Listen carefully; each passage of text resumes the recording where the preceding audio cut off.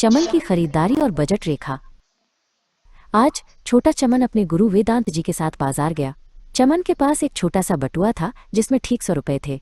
वो बहुत उत्साहित था। वेदांत जी बोले, चमन, इस बटुए के पैसे ही तुम्हारा बजट है। तुम इसी 100 रुपए से अपनी सारी इच्छाएं पूरी कर सकते हो। चमन को 2 चीजें बहुत पसंद थीं, मीठी जलेबियां और मज़ेदार समोसे। एक समोसे की कीमत थी 10 रुपए और एक जलेबी की कीमत थी 20 रुपए।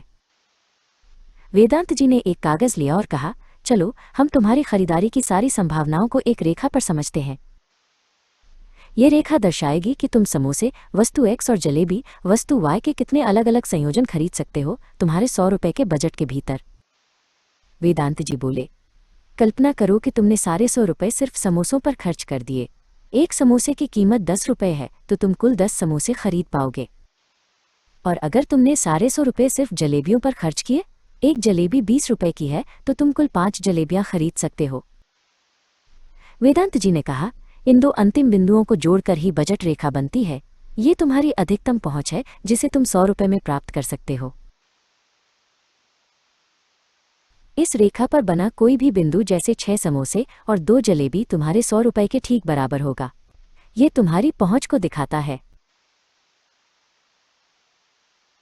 और रेखा के अंदर का कोई भी बिंदु जैसे कि 3 समोसे और 1 जलेबी तुम्हारे बजट से कम होगा।